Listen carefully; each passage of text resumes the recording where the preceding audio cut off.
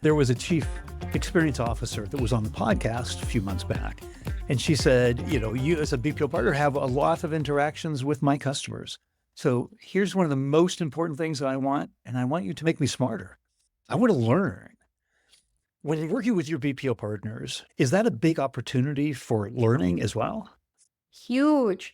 Each of those tickets that they receive are nuggets of gold. And I think it's very easy to think that because it's a transactional relationship, you need something, I give it to you, you go away. But in reality, a great example of that with customer success is you can have your calls with the project champion or the super user that is leveraging your products or services. And then they forgot to tell you that their executive sponsor or their power user is leaving, but that comes through a ticket because they need to enable someone else or deactivate or give credentials, whatever it might be. That information is so critical. There's a huge risk for the account to churn, and you would have never found out because it just didn't come up. Of course, your customer success teams could ask these questions periodically, but sometimes it just escapes the customer's mind. So in those tickets, there are opportunities for support to aggregate. I call it support desk to aggregate data and say, we're getting very frequent tickets about X feature. And then bring product and bring the customer success or experience teams and say, this is where we're encountering a lot of challenges. Could we do something about it? And then that becomes part of your roadmap. It could be changes in an organization. It could be opportunities, like somebody's constantly saying, why can't you guys do this? Why can't you guys do this? And now that can become an idea for your roadmap to enhance your product or service.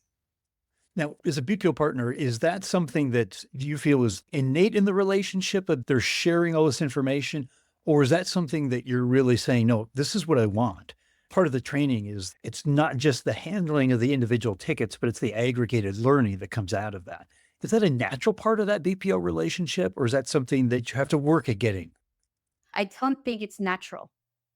I think it's part of the conversation. It's also ensuring that the ticketing system that you have allows for it. Because if it's just email based, then it's like, hello, and then the person replies, it will be very difficult to aggregate that data. And then you will need the agents to be very intuitive to tell you that and aggregate it manually. So first is having the right ticketing system that could allow you to categorize that data. And then because data is so important today, having a team that can learn from it, like a user education team that can take that and say, this is where we see trends. Or maybe it's part of your CSAT survey. This is coming up a lot and you're able to use keywords to categorize those tickets and say, hey, this product tickets keep coming up and this is the commonality between them.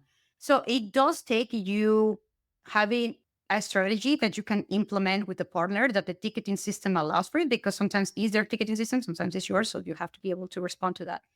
But you, as their customer, you have to be able to do the analytics on that data. I think the responsibility we can put on the BPO partner is more of, hey, this is what I need from you in order for me to do X. And when they understand why you're trying to do this, is where the relationship becomes tighter because now they know the why.